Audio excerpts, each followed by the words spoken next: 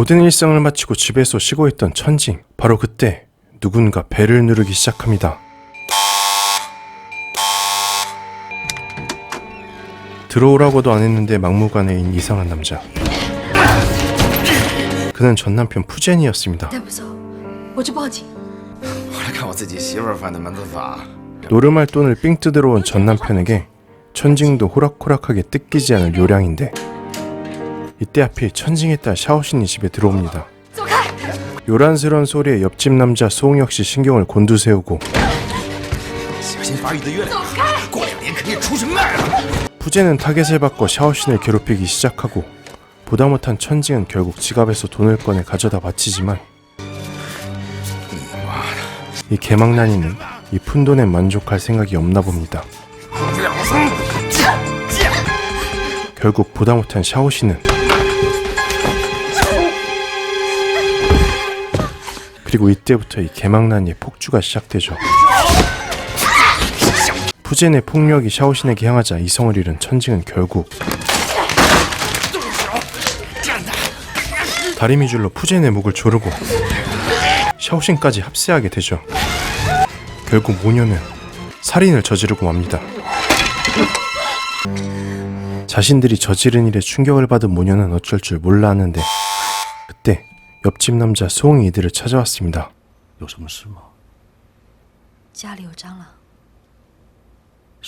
그러나 소홍은 뭔가 아는 눈치인데요.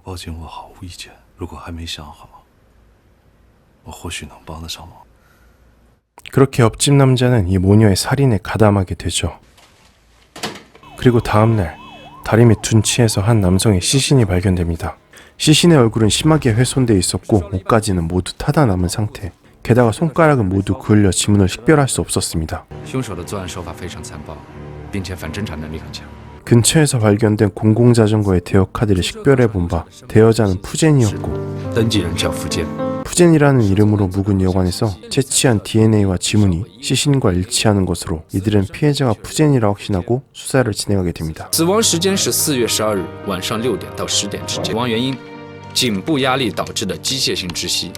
그리고 이들이 첫 번째로 용의선상에 올린 이는 바로 전부인 천징이었습니다. 이에 경고한 러 미야오는 천징을 찾아가 수사를 진행하죠.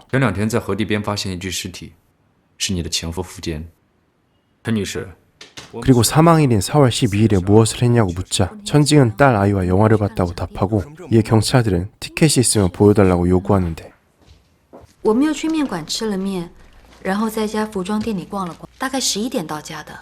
신경도 쓰지 않은 티켓을 우연히 발견한 듯 태연하게 내미는 천징.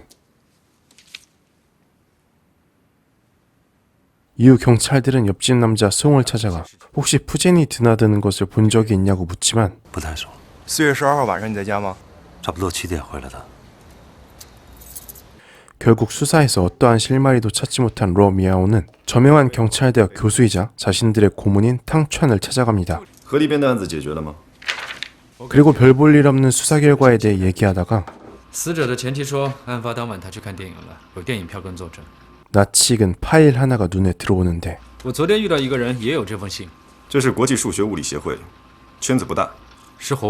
그 파일의 주인이 스옹이었다는 말에 탕촨은 놀라 자빠집니다. 이게 웬 우연인가요? 사실 탕촨과 스옹은 초등학교 동창입니다. 지리시간 지도에 수학 문제를 풀 만큼 수학에 열정을 보였던 괴짜 스옹, 그리고 그 스옹 못지않게 수학을 좋아했던 탕촨. 이 둘은 금세 친해졌고 서로가 교대로 문제를 내고 맞추며 우정을 쌓아갔습니다.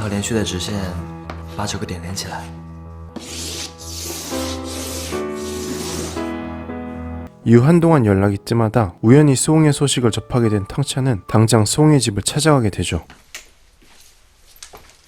16년 만에 만나 술잔을 기울이는 친구들. 수학에 대한 열정이 남달랐던 이 둘은 한 명은 중학교 선생님이, 한 명은 대학교 교수가 돼 있었습니다. 그리고 탕촨은 예전처럼 스옹에게 문제를 내죠. 무려 리만 가설을 부정하라는. 한편 경찰들은 천징이 이전에 일했던 술집을 찾아갑니다. 그리고 푸젠이 사망하기 며칠 전 가게를 찾아와 천징을 찾았다는 소식을 입수하죠. 그리고 다음날 아침 하루 만에 무려 리만 가설을 부정해버린 초천재 스홍. 跟他熟吗？没什么来往，不过我常去他开的小吃店。 살인이 일어난 다리 밑 둔치는 매일 출근 때마다 소홍이 지나던 길이었습니다. 他们就像时钟里不用的齿轮，每天都重复无意义的生活。 천징의 도시락 가게는 소홍이 단골로 이용하던 밥집이었죠. 招牌套餐。招牌套餐。 한편 경관 러 미야오는 푸젠 사망일 천징의 동선을 따라가 보기로 합니다. 附近吃了面，再到这儿看了看衣服。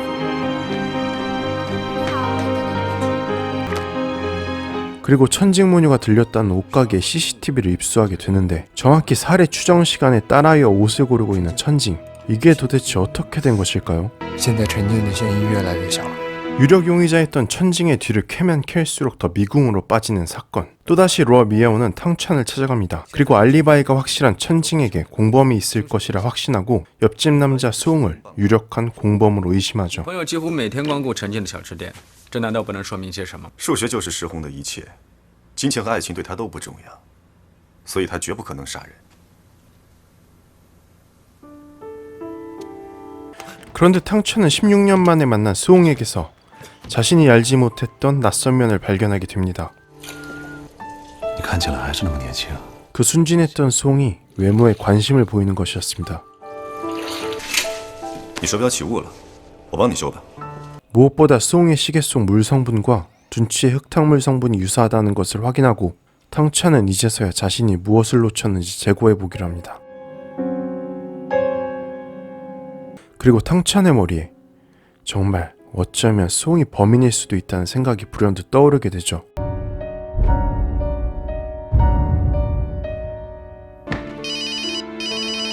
그리고 소웅은 간밤에 천징에게 전화를 거는데 是我。我们看完电影去了哪里？我们都照实回答。 소웅은 모녀의 살인 이후 모든 수를 읽고 있었습니다. 그리고 정확히 천징에게 어떻게 대응하라고 지시를 하고 있었죠. 그런데 여기서 의문 한 가지. 우리는 분명 모녀의 살인을 목격했고 제 아무리 천재인 소웅이라 하더라도 물리적 시간과 거리를 초월할 수는 없을 터. 도대체 모녀는 어떻게 영화관에 있을 수 있었던 것일까요? 相信我。 사건을 제고한 탕찬은 수사를 원점에서 다시 시작하기로 합니다. 그리고 완벽해 보이는 이 사건에 의외로 이상한 점이 많음을 깨닫게 되죠. 凶手为什么要脱下腹间的衣服烧掉？为了隐瞒身份，这和毁坏他的脸和指纹的原因是一样的。可衣服为什么没有烧光？烧掉衣服只需要几分钟时间，凶手有那么多时间处理尸体，却偏偏连这几分钟也没有。另外，如果凶手是有预谋方案，为什么会把尸体扔在这样的地方？ 他是希望尸体早点被发现。 모든 것을 숨기려 했지만 한편으론 드러내려 했던 이상한 범죄 현장. 한편 살인사건 이후로 소원과 모녀는 급속도로 가까워집니다. 像这个就可以买，为什么帮我们？ 어쩌면 소웅이 천징을 도와준 이유는 이성의 감정 때문일지도 모르죠. 아무튼 천징의 눈에 소웅이라는 존재가 보이기 시작했고 소웅은 아주 잠시나마 모녀와 행복한 미래를 만들 수도 있을 거란 희망을 품게 됩니다.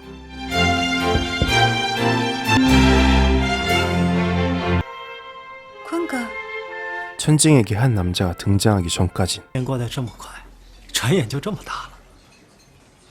我老婆2年前得癌症走了。 오래전 자신을 좋아했던 턴쿤과의 식사 후 차까지 얻어타며 집으로 가고 있는 천징. 真的不用送我。 그런데 하필 이때 소웅의 전화가 오는데 천징은 그 전화를 받지 않습니다. 그렇게 남자와 있는 천징을 소웅이 목격하게 되죠. 拿着吧，咱俩看过去，改天我来看你吧。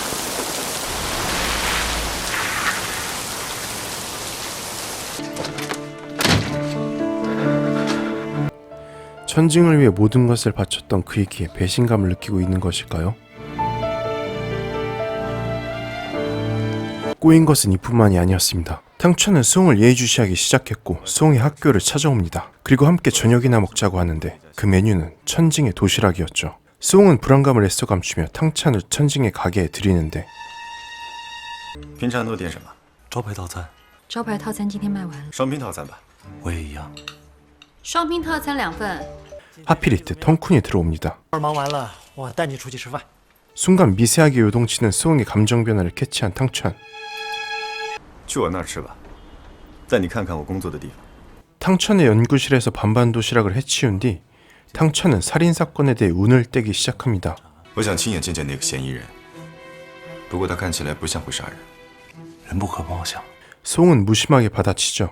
그러나 이번엔 비껴가기 힘든 결정적인 증거를 꺼내드는데 我拆了你的手表，顺便查了一下你手表里水物的化学成分，泥水的分子成分和你表里水物的成分是一样的。我上次在那附近摔过一跤。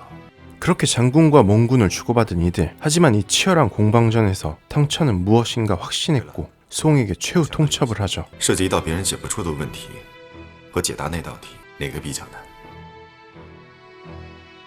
很有趣。有一道盲点题，大家都没做出来。 다음날 소웅을 공범으로 의심한 러미아오까지 학교로 찾아오고 看起来像是几何问题，其实是函数问题。 살해 시간이 12일과 13일 오전에 결근한 소웅에게 어디서 무엇을 했냐고 캐묻죠. 感冒了，在家休息，那下午还来上课啊？没那么严重，买的感冒药。 소웅의 알리바이는 굉장히 미심쩍은 상황. 모녀는 알리바이가 있는데 소웅은 알리바이가 없다? 이들의 수사 라인이 소웅의 턱 밑까지 조여오고 있었습니다. 그리고 간밤 텅쿤의 뒤를 캐 천진과 텅쿤의 만남을 염탐하는 소웅. 그렇게 소웅의 헌신은 집착으로 변해가고 있었고 我为你做了什么？立刻跟他分手，我也可以让他消失。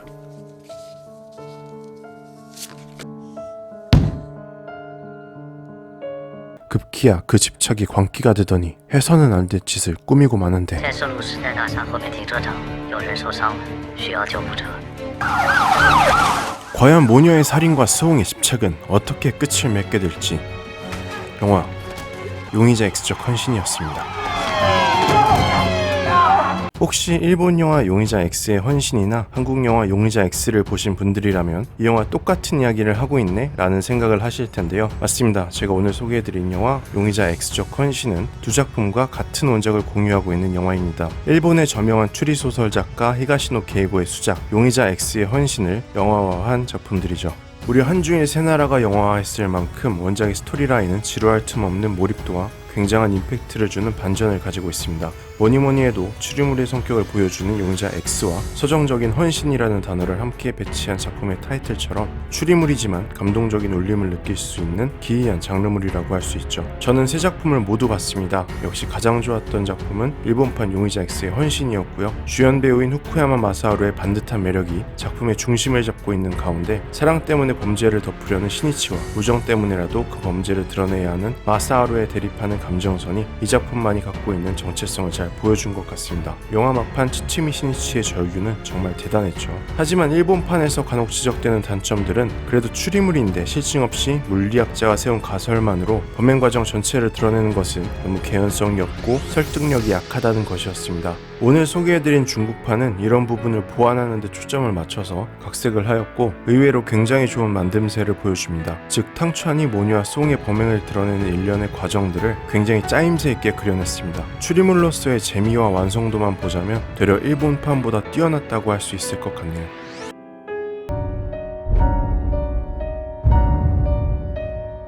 그리고 한국판은 가끔 제가 중국 영화를 추천할 때 중국 영화를 누가 돈 주고 보냐, 중국 영화는 다 졸작이다 라는 편견을 가지신 분들이 계시는데 뭐 그럴만하죠. 하지만 이전에 소개해드린 세 작품이나 이 영화 용의자 X적 헌신은 나름의 매력이 있는 작품들이고 그 고유의 매력을 중점적으로 리뷰했으니 취향에 맞는 분들은 한번 감상해보시는 것도 좋을 것 같습니다. 넷플릭스에도 업로드 되어 있으니 참고해주시고요. 그럼 저는 오늘 리뷰는 여기서 마치고 다음에 더 좋은 영상으로 찾아뵙도록 하겠습니다. 영상 재미있게 보셨다면 구독과 좋아요, 알림 설정 꼭 부탁드리고요. 그럼 좋은 하루 되세요. 감사합니다.